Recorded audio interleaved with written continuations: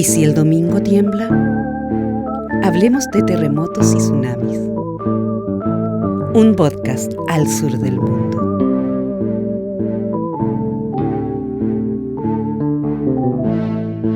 ¿Y si el domingo tiembla? El podcast de los sismos al sur del mundo. Episodio 1. ¿Por qué hay tantos terremotos en Chile?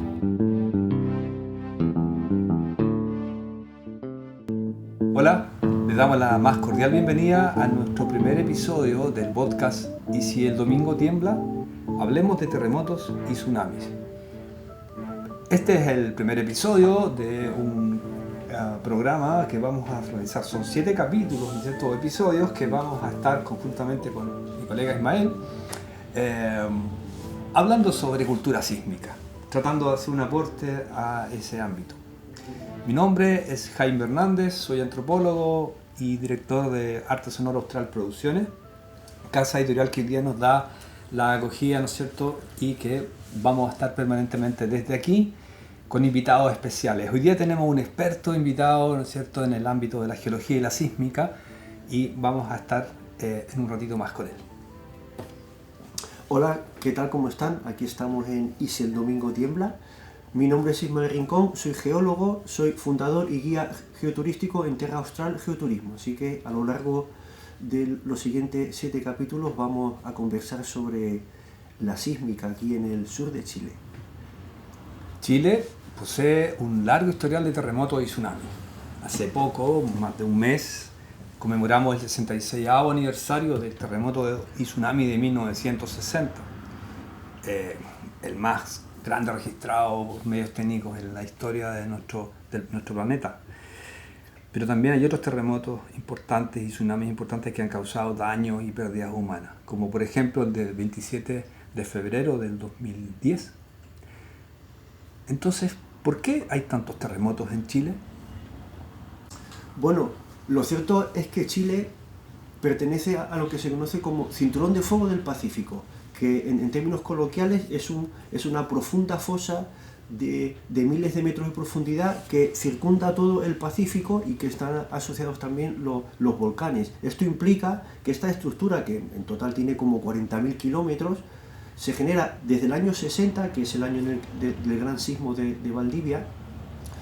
Se han generado más de 1.500 erupciones volcánicas, eso supone como el 70% de las erupciones en todo el planeta y como el 90% de los sismos más importantes en este cinturón de fuego. En el caso de Chile, el trozo de fosa que nos toca es un lugar donde la placa de Nazca se mete debajo nuestra, ¿no?, que es un trocito del fondo oceánico del Pacífico, y esa subducción, que es como se llama este movimiento, genera una energía que se acumula y alimenta los sismos de vez en cuando aquí en el sur. Entonces, con todo este conocimiento, y ya en el siglo XXI, ¿sigue teniendo sentido hablar de sismos y de tsunamis?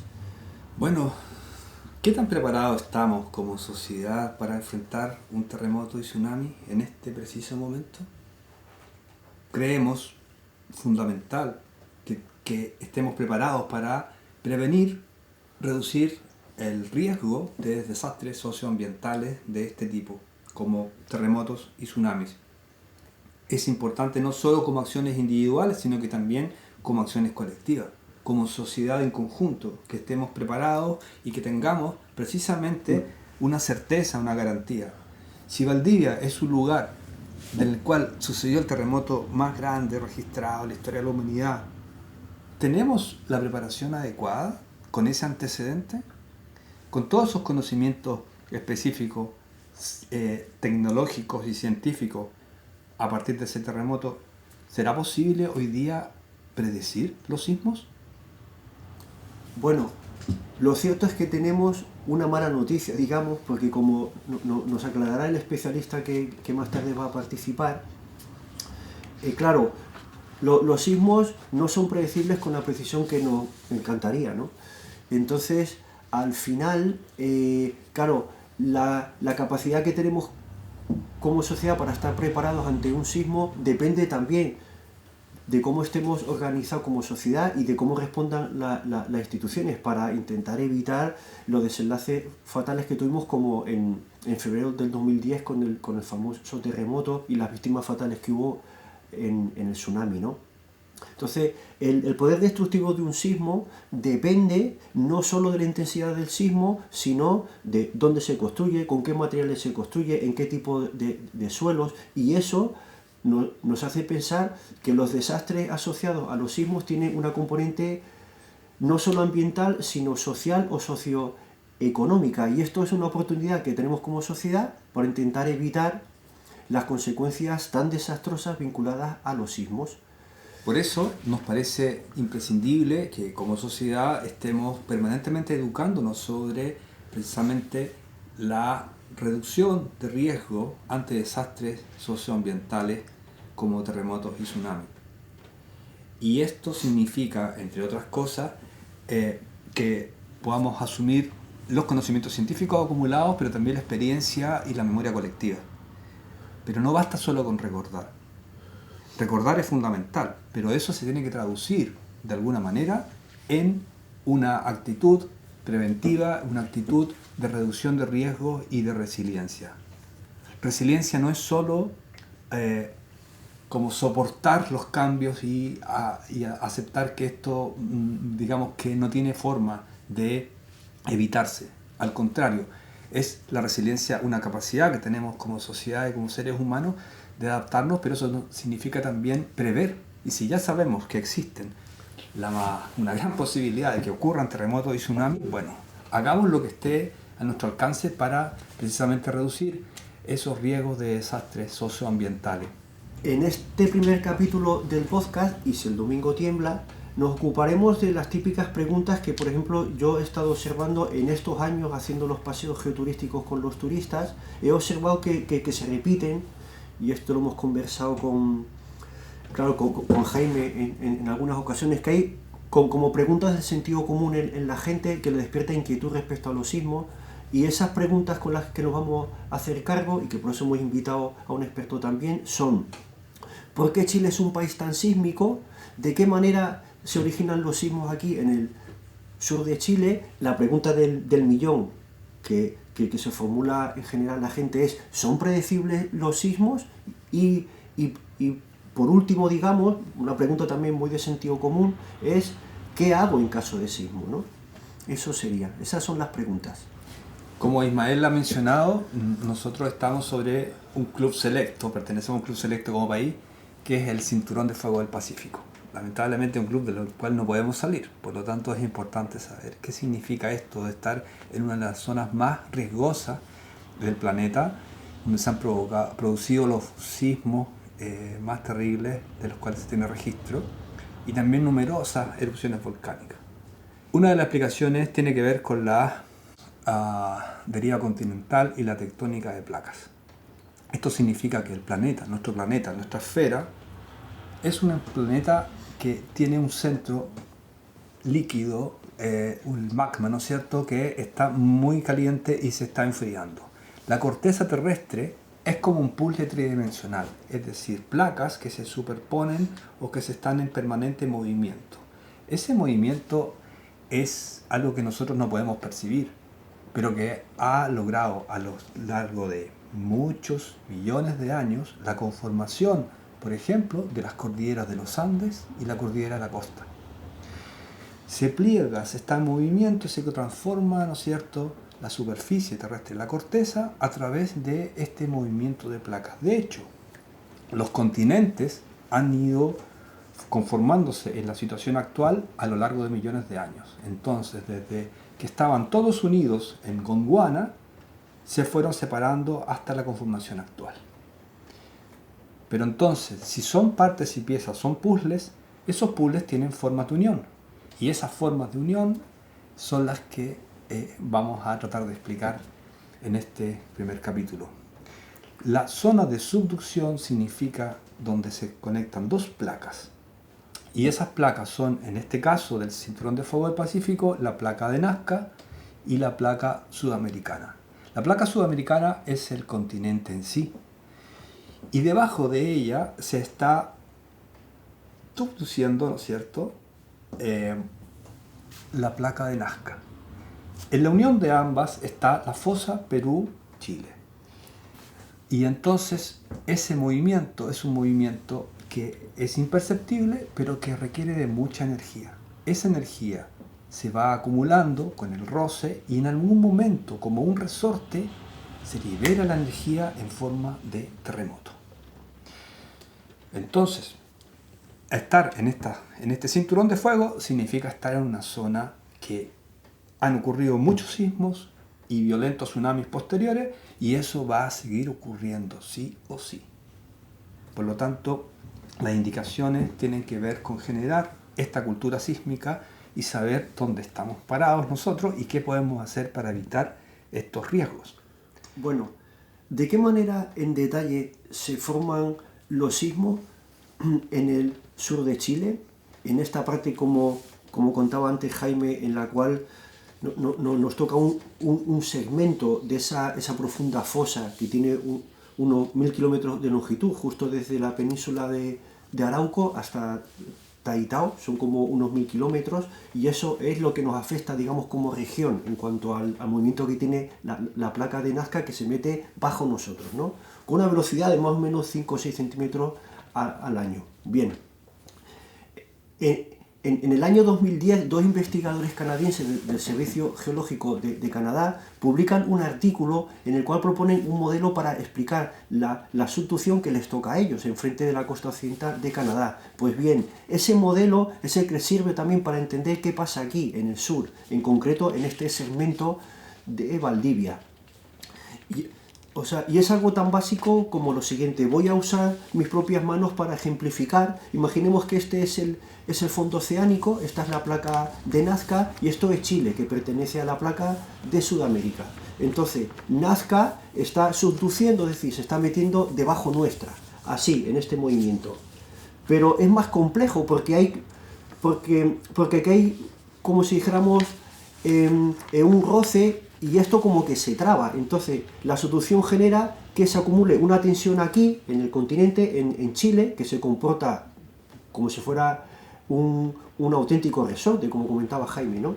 Entonces, en la subducción se acumula una tensión y se produce un levantamiento topográfico aquí, en el continente, que es imperceptible a los seres humanos, ¿no? Entonces, el ciclo empieza así, esto se traba, digamos, se acumula esta tensión, se eleva el continente hasta que se produce una rotura y se libera esa energía, esos sismos, que son los sismos interplacas y que son lo que nos tocan aquí en su mayor parte. Entonces, esa liberación de energía, que es lo que pasó en 1960 también, va acompañada de lo que se conoce como subsidencia en el continente, es decir, un hundimiento. Es decir, esto sería así, se desbloquea, se libera esa energía y el continente se hunde.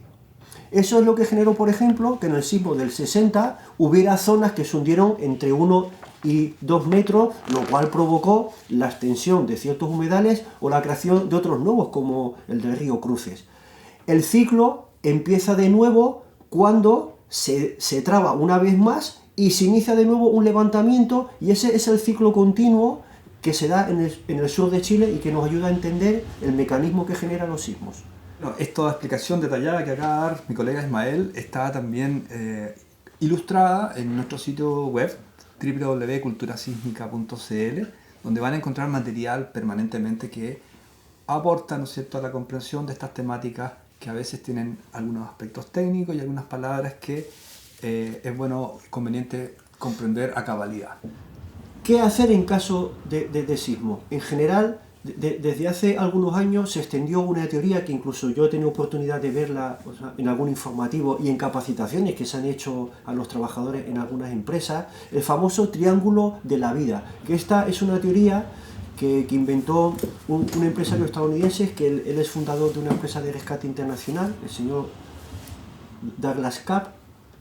Y entonces, según sus observaciones, él postula que cuando colapsa, por ejemplo, un edificio o una casa, se caen los muros, el techo, y se generan alrededor de los muebles, como las mesas, las camas o los sillones, espacios vacíos alrededor. Entonces, según esta teoría, este señor aconseja que la gente se sitúe al lado de un mueble para intentar aprovechar ese espacio vacío, que como son estructuras, claro, más o menos planas, entre la estructura del mueble y el suelo se genera una forma triangular. Ahí el nombre del triángulo de la vida. Bien, o sea, la evidencia en términos estadísticos nos dice que justo al contrario, hay que colocarse debajo de los muebles y no al lado. Es decir, si tenemos en casa una mesa que es muy resistente, es un buen lugar para protegerse, no al lado. Y la razón es porque estadísticamente es la excepción y no la regla. Es decir, no suelen generarse esos espacios vacíos alrededor de los muebles. Eso pasa muy pocas veces. Además, en un país como Chile, donde tenemos una norma chilena desde hace décadas, en general se construye bien, tanto si es con concreto y hormigón, o albañilería, o es de madera, y los edificios no suelen colapsar. Aquí lo que pasa en Chile es que se caen las lámparas, o se caen cuadros, o un cielo raso, o una fachada que está anclada mal cae a la calle o al patio, o las cornisas tan típicas en los edificios del sur de Chile. Entonces, claro, la protección va porque no te caigan cosas encima en tu casa. Entonces, no hay que colocarse al lado, como postula esta teoría, sino debajo de una mesa, por ejemplo, y alejado siempre de los ventanales por si se caen. Eso sería en el caso chileno. Entonces, podemos desglosar también este material, lo que acaba de explicar Ismael, es básico, ¿no es cierto? Es fundamental saber específicamente qué hacer en caso de terremoto. Si en este momento tuviésemos un terremoto, entonces saber qué hacer. Y entonces también uno puede hacer caso de las recomendaciones que están confirmadas, no cualquier recomendación. En ese sentido, la experiencia colectiva también es un fundamento relevante. Es decir, hasta dónde llegó, por ejemplo, el tsunami. Y entonces, por supuesto que eso es interesante de saber, porque si llegó a tal punto, bueno, hay que salir de ese punto. Es decir, subir a un espacio que esté seguro. Áreas de seguridad. Entonces, las recomendaciones en general de los organismos oficiales es algo que se ha hecho con la colaboración internacional también desde el año 60 en adelante. En ese sentido, Japón, que es un lugar también, un país que está dentro del cinturón de fuego del Pacífico, que tiene una alta tecnología y que tiene un montón de experiencia al respecto, ha hecho, producto de la colaboración, una serie de cursos y de asesoría en términos de generar una gestión del riesgo ante desastre. Uno podría separar efectivamente el tema de qué hacer en caso de terremoto en 3 etapas consecutivas. Primero, no esperar a que ocurra el evento y ver qué hacer ahí, sino que previamente la prevención es muy importante.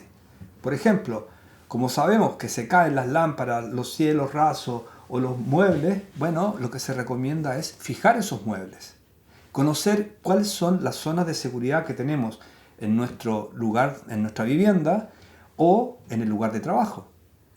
Se ha ido implementando una política específicamente con respecto a la construcción antisísmica, y en las escuelas y en lugares de trabajo normalmente se identifican los lugares seguros ante terremotos y tsunamis, dependiendo de donde esté, ¿no es cierto?, ubicada la ciudad. En el caso de Valdivia, en particular, se han identificado también los suelos donde se construyen se pueden construir, digamos, viviendas donde no se debería construir viviendas, y eso también es preventivo. No sacamos nada con construir una vivienda antisísmica sobre un suelo que puede provocar, digamos, una destrucción en caso de terremoto. La acción preventiva incluye no solo identificar los lugares y afirmar el mobiliario, las cosas que se puedan caer, sino que también involucra tener una serie de elementos de supervivencia, como por ejemplo agua potable, linternas, radios a pila o a cuerda que existen, ¿no?, con este sistema de dínamo, ¿no es cierto? Y tener una serie de implementos que ustedes pueden visitar ahora en nuestro sitio web, donde vamos a tener información no solo recopilada por nosotros, sino que también de los organismos chilenos como Senapred, por ejemplo, que han publicado manuales que se basan en los estudios técnicos, pero también se basan en la experiencia humana, como uno que publicó el CHOA a propósito de los tsunamis, ¿no? Que indica también qué hacer en caso de tsunami. Son las dos cuestiones una tras la otra, ¿no? Y son relevantes de considerar. Entonces, de forma preventiva también no es solo saber qué hacer en nuestro hogar, sino que también en la conexión. Si estamos en la escuela, estamos en el lugar de trabajo, estamos en la calle, ¿dónde nos pilla el terremoto? Los invitamos a visitar nuestro sitio web culturasísmica.cl y ahí van a encontrar manuales y gráficas específicas que resumen todo lo que nosotros estamos adelantando aquí. También es importante saber cómo organizarnos como sociedad, cómo verificar dónde y quiénes viven cerca nuestro, cómo podemos ayudar a otras personas y cómo podemos entonces generar algún tipo de comunicación o de un lugar que apoye la resiliencia, ¿no es cierto? Y que apoyar a las personas de mayores de edad, donde hay niños y qué sé yo. Entonces, también es interesante que como barrio, como vecinos, nosotros tengamos algún tipo de organización. Ya sea que sabemos que hay que ir a la cancha, o que tenemos que ir a la plaza, o que tenemos que ir a un lugar donde estemos lejos de los cristales, como decía Ismael, ¿no es cierto? Lejos de las ventanas, lejos de los cables eléctricos, lejos de los árboles o edificios que se puedan caer. Por lo tanto, también es una labor interesante de ponerse de acuerdo entre vecinos qué hacer y qué no hacer, qué cosas evitar. Es decir, hay varias cosas que se pueden hacer antes, durante el evento sísmico. Por supuesto, meterse debajo de una mesa es algo que se indica, digamos, en varios de estos países que hemos nombrado, incluyendo Japón, República Dominicana, Perú y Chile.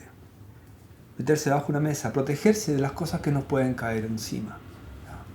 Los japoneses incluso hablan de ponerse, no sé, el maletín o una cartera arriba del bolso de la cabeza porque te pueden caer cristales. Sí. Es eso. parte de la protección. Cortar el gas, la luz eléctrica y eso porque... Y no ocupar velas ni fósforos porque puede haber un escape de gas. Entonces, por supuesto que son esos elementos también interesantes de considerar. Pues bien, yo creo que es importante estar como muy digamos, viendo en detalle todo lo que podemos hacer, qué podemos meter en nuestro kit de salvaguardia y también ver qué se puede hacer inmediatamente después, que son otras cuestiones específicas de preocuparse como sociedad para reducir los riesgos tanto de incendios, por ejemplo, o qué sé yo, de shock eléctrico y otros peligros que son sucedáneos al terremoto en sí. Bueno, y aparte de estas cosas que nos comentaba Jaime, algo tan básico como si salgo de viaje una semana, corto el gas y el agua, porque si hay un sismo se puede romper una conducción o una tubería, y evito tragedias. Si he cortado desde la calle el gas, por ejemplo. Bueno, aparte de eso, digamos, como ciudadanos hay información que se puede consultar. Es decir, es bueno saber en qué tipo de terreno está construido el barrio en el que vivo. Es bueno saber en qué tipo de suelo está construida la casa que me hice o la que compré. Hace unos años, por ejemplo, el Servicio Nacional de Geología y Minería de Chile, el famoso SERNAGEMIN, publicó una colección de mapas de geología ambiental en la comuna de Valdivia, y esos mapas tú te los podías descargar desde la página web, y en esos mapas uno veía los tipos de suelo, digamos, que había en la comuna, los acuíferos, los recursos hidrológicos, las características geotécnicas del suelo, y uno veía que, por ejemplo, hay suelos que son tan malos, porque son antiguos rellenos o antiguos humedales, donde se construye, son tan malos que amplifican el efecto de los sismos. Eso pasó, por ejemplo, hay cartografías de lo que fueron las consecuencias del sismo del 60, y se observa que todo el centro de Valdivia, que fue de los sectores más destruidos, correspondía a un antiguo brazo del Catrico que se rellenó a finales del siglo XIX, o sea, así tan básico como eso. Entonces, y por ejemplo, también en esos mapas uno veía que una característica que tienen los suelos en Valdivia es que, en aquellos sectores en los que o sea, en los que el suelo está formado, digamos, por arena y por limo y que está empapado, porque en Valdivia haces un hoyo en cualquier sitio y encuentras agua enseguida. Eso significa que esos suelos tienen sus poros siempre llenos de agua. Cuando llega el momento, o sea, de la solicitación sísmica, que es como se llama a ese momento cuando llega la vibración del sismo, ese agua que está en los poros intenta salirse, intenta escaparse y genera que se desarme el suelo y se produce un asiento. Eso es lo que genera el fenómeno de la licuefacción. ¿Y qué es la que provocó? Y aún hay casas, o sea, en las que uno puede ver el efecto. En el gran terremoto del 60, esto fue lo que provocó que algunas casas quedaran chuecas, porque se produjo un asiento importante y la casa queda en mal estado. Así que eso. Bueno, y esa información, esas casas, pueden visitar el sitio web culturasísmica.cl, porque van a encontrar material gráfico, Claro. casas, van a encontrar mapas, por ejemplo, de lo que se denominaba, Valdivia antiguamente se llamaba la ciudad del lago. En las crónicas de 1600 y algo, Claro. ¿no es cierto? Rosales habla específicamente de eso. Y la ciudad del lago, ya hay mapas hechos por los colonos alemanes posteriormente, ¿no es cierto? Siglo XIX, donde todavía está el lago dentro de la ciudad, lo que después se transforma en Catrico, es decir, puro relleno sobre eso. Si construye sobre un relleno, bueno, pésima idea. Esas son cuestiones que uno puede decir, ok, ¿por qué es un desastre socio-natural o socioambiental? Bueno, porque una cuestión es que hayan terremotos y otra cuestión es que yo construya sobre un lugar que ya sabemos que es muy riesgoso y que lo más probable es que suceda la licuefacción, y por más antisísmica que sea la construcción, se va a derrumbar y colapsar, y eso significa un riesgo vital. Entonces, los invitamos a que visiten el sitio web y la información complementaria, ¿cierto? Como estos mapas que están hechos sobre la ciudad, y también lo que significa que hoy día consideremos a Valdivia la ciudad humedal, ¿no es cierto? Claro. Esa categoría que suena bastante bien, pero que, bueno, en términos ecológicos, pero que también nos llama la atención sobre cómo entonces nosotros generamos un urbanismo que sea consciente y resiliente. Significa eso, ¿no? Claro. Cómo definir espacios, dónde construir, además de cómo construir.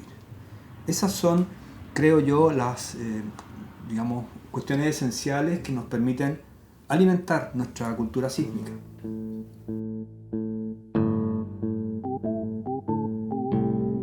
Entonces, ¿se pueden predecir los sismos? Para responder a esta pregunta, invitamos a el doctor Diego Aedo, a quien le damos la más cordial bienvenida. Muchas gracias por aceptar nuestra invitación, Diego.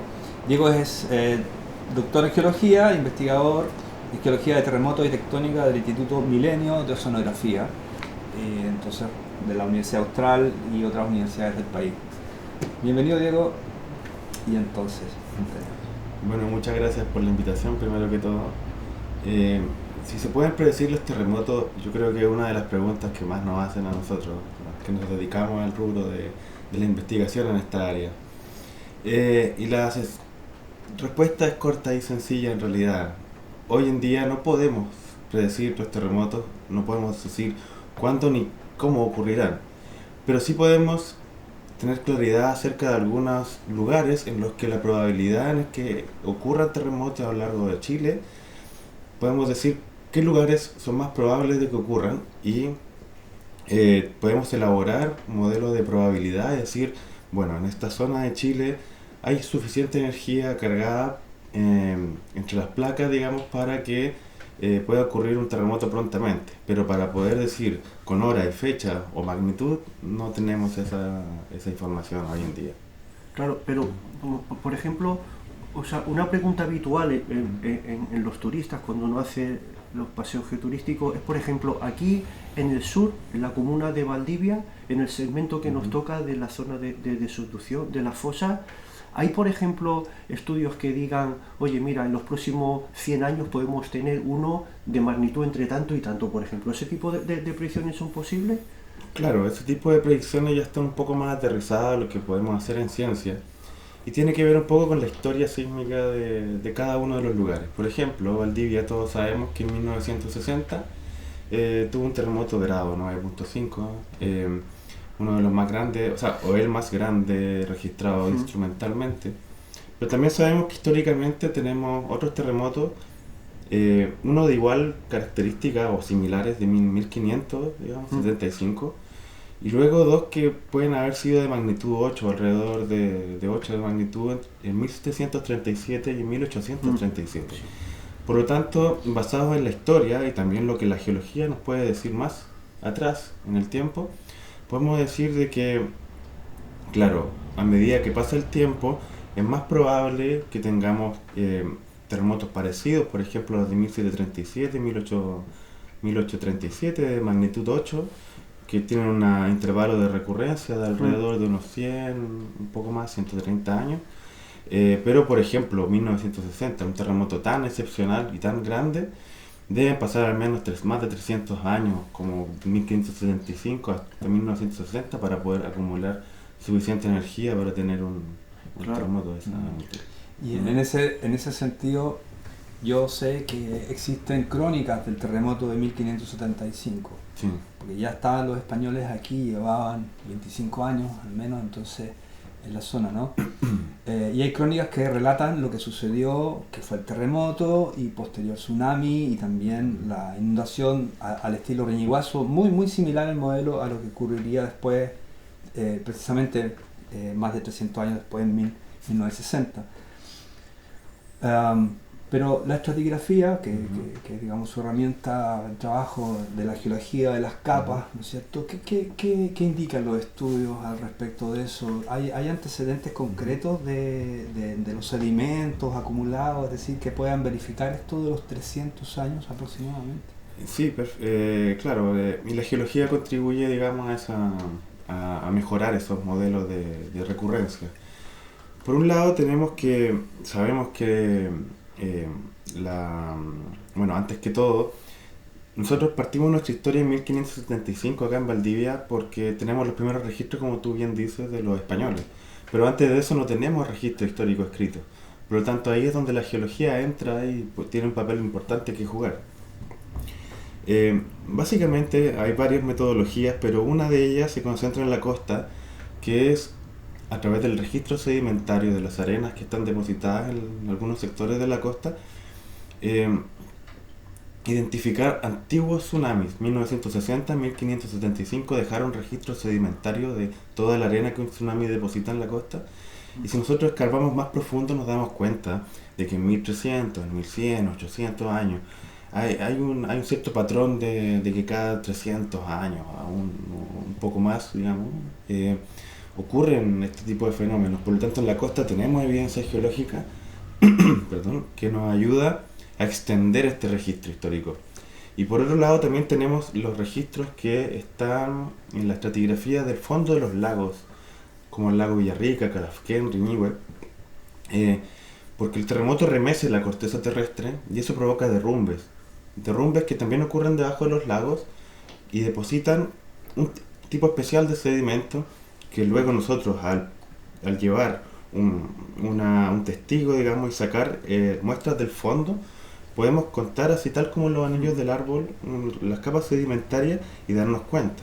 Aquí está 1960, aquí está 1575 y así más atrás, 1300, 1100. Nos ayuda también a extender el registro, por lo tanto no nos basamos simplemente en lo escrito, sino que la geología también contribuye a respaldar esta recurrencia de grandes terremotos. Sí. O sea, y en base a ese registro estratigráfico, ¿qué época más antigua te consta a ti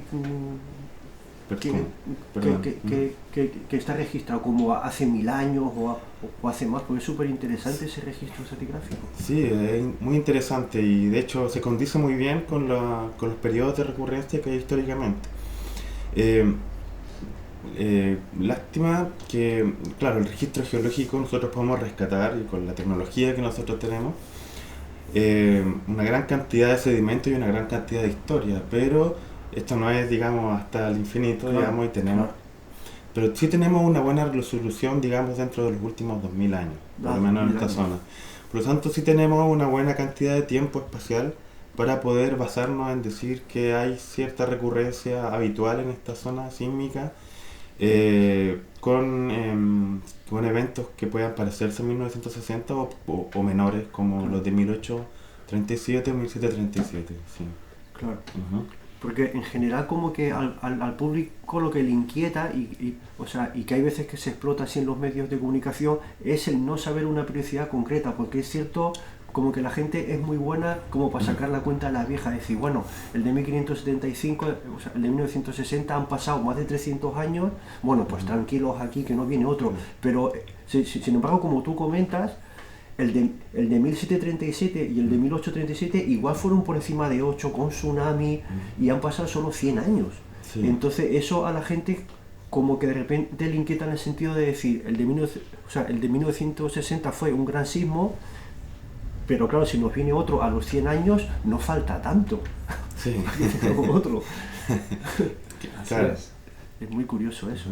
Y eso nos lleva a la pregunta habitual, ¿no? De si realmente estamos preparados para la cantidad de terremotos y tsunamis que han ocurrido y que existe registro de diversos tipos en nuestro país y especialmente en la zona centro-sur, ¿no? Sabemos que Concepción y Valdivia son dos zonas muy terremoteadas, por nombrar las ciudades principales, pero abarca bastante más extensión, ¿no? 1000 kilómetros al menos a propósito de la falla. La extensión hasta digamos, desde el norte del Golfo de Arauco hasta la península, ¿cómo se llama? De Taitao, ¿no? Sí. Claro, al sur de Chile. Entonces esos 1000 kilómetros son producto también del daño tiene relación con esta falla, que es el lugar donde se juntan, ¿no es cierto?, las dos placas, y que ahí es donde está esta falla o grieta, ¿no? Es una grieta ahí que provoca estos desastres socioambientales. Sí. Muchas gracias, Diego. Yo creo que es bastante notable el tener este tipo de avances y de conexión específicamente del conocimiento científico que podría ayudar a reducir los riesgos de desastres, ¿no es cierto? Y al mismo tiempo eso lleva a otra pregunta, que es básicamente cómo toda la información científica que existe en este momento se traduce en políticas de Estado y también se traduce de alguna manera a cómo nosotros como sociedad estamos preparados o nos podemos preparar para, si no se pueden predecir los sismos, sí sabemos que van a ocurrir y van a seguir ocurriendo, entonces hay que estar preparado en todo momento, ¿no? Sí. Por lo tanto, ¿cómo se comunica esta información científica, tecnológica que ha ido avanzando con el tiempo cómo se traduce, digamos, en políticas públicas específicamente en nuestro país? Claro, mira, yo creo que hay varias aristas en ese plano. La primera de ellas es que, claro, tenemos un grupo de gente que se dedica a la investigación, en los cuales yo me involucro, que está, claro, investigando, sobre todo después de terremotos. Después del 2010, por ejemplo, hubo una gran cantidad de fondos destinados a la investigación y de mucho interés también. Ahí aparecieron los fondos. Claro, ahí aparecen los fondos. Ya, muy bien. Claro, y para allá voy, porque desde la academia hay un flujo de información que se traspasa a estos organismos y por lo tanto esto se debe transformar en políticas públicas. Ahora bien, tenemos el caso patente y reciente del terremoto del 2010 en el que se cometieron algunos errores y todos nos recordamos un poco de eso, pero sin embargo, lamentablemente a veces tiene que ser así. Fue como un impulso tanto para la ciencia como para las políticas públicas, para la evolución de las políticas públicas, en cuanto al desarrollo, digamos, de estar mejor preparados. Se elaboraron muchos mejores sistemas de prevención, tanto en tsunamis como en terremotos, planes de evacuación, etcétera.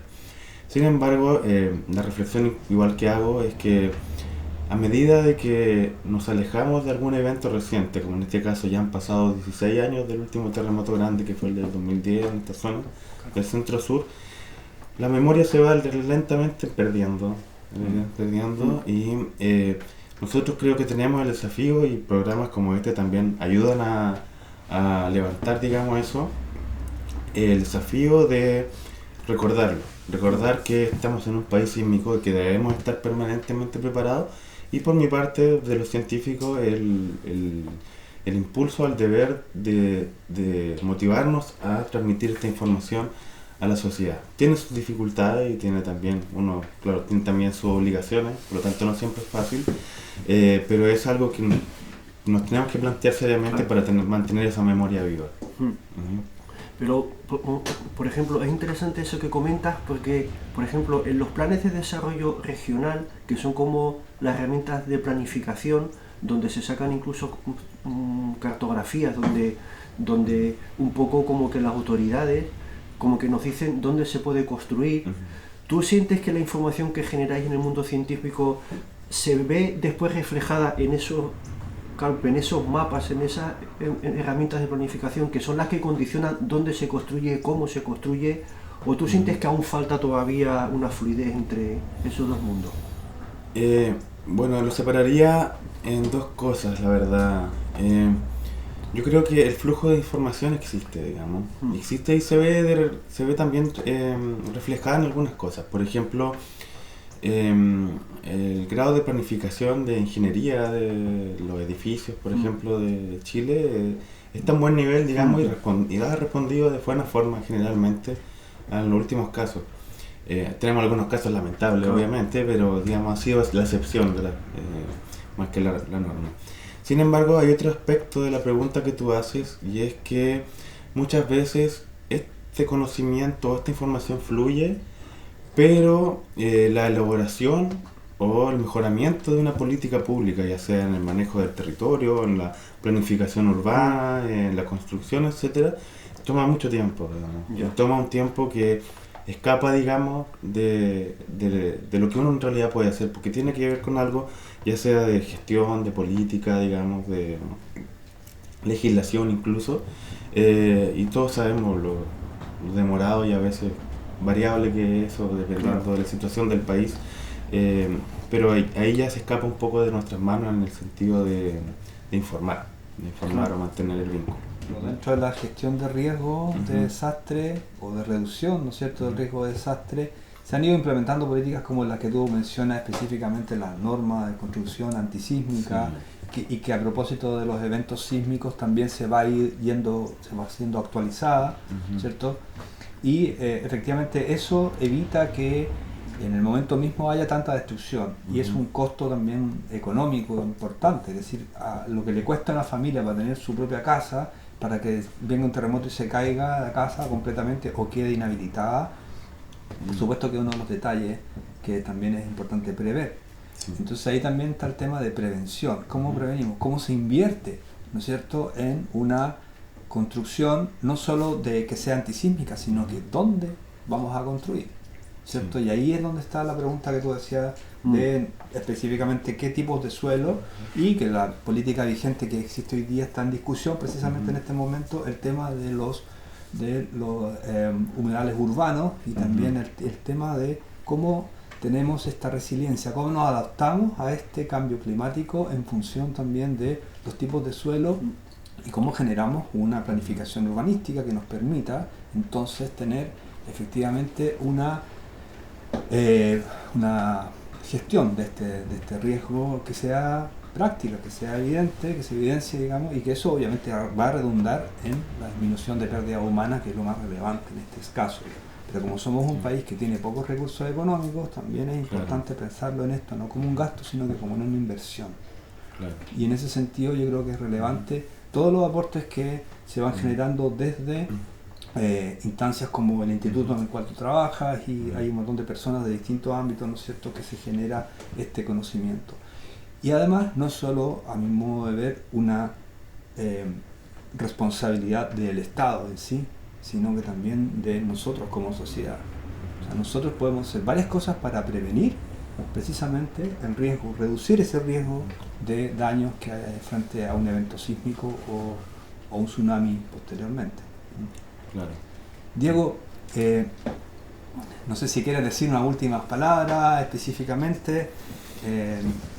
Sí, me gustaría hacer una reflexión final antes de terminar, agarrándome un poco de lo que tú mencionabas.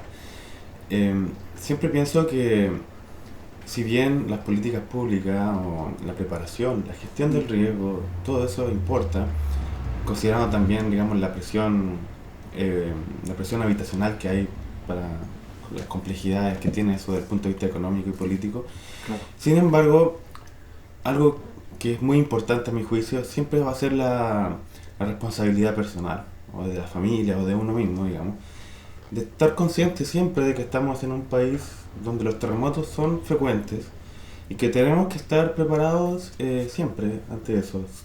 Tenemos que saber qué hacer en caso de un terremoto, hacia dónde evacuar, cómo lo vamos a manejar, si estamos separados, por ejemplo, con nuestra familia, dónde nos vamos a reunir. Todas esas preguntas que en realidad son simples, pero que nos preparan en el momento de cuando ocurre un desastre, saber qué hacer rápidamente. Entonces, si bien todo lo que públicamente se puede favorecer y todo lo que en gestión de riesgo se puede avanzar, que ayuda un montón, siempre va a ir de la mano con lo que cada uno de nosotros pueda tener consciente y pueda tener preparado ante un evento como este. Claro, un bolsito de repente con lo básico para sobrevivir unas cuantas horas, con una radio, como que le preguntas a la gente, no, yo no tengo nada. Pues este es el país donde hay que tener. Claro. Bueno, pues un gusto, Diego. Aparte, yo sé que en otras instancias cuando te hemos llamado igual te has ofrecido, así que un gusto contar contigo con esa actitud de compartir el conocimiento.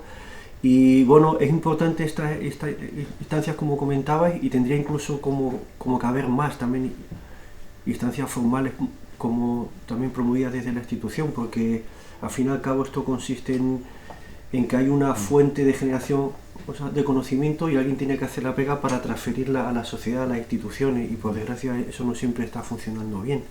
Pero nada, un gusto. Y estamos aquí para continuar en los próximos capítulos hablando sobre los terremotos del sur de Chile. Muchas gracias, Diego, por aceptar la invitación a nuestro podcast Y si el domingo tiembla. Efectivamente es un aporte el que todos como sociedad, ¿no es cierto?, tengamos algo que decir al respecto, y entonces agradecemos la presencia tuya representando a la academia, la ciencia específicamente geológica y sísmica, y también creo que es relevante que tengamos este diálogo y que iniciemos este diálogo específicamente con respecto a otros invitados y otros capítulos que por supuesto están todos invitados a seguir nuestras redes sociales y también en nuestro sitio web www.culturasísmica.cl, donde habrá material también específicamente que hace referencia a cada uno de los temas que abordamos a lo largo de los 7 capítulos que constituye nuestro proyecto. Así es que los dejamos muy invitados para nuestro próximo episodio del podcast Y si el domingo tiembla. Hablemos de terremotos y tsunamis aquí desde Valdivia, al sur del mundo.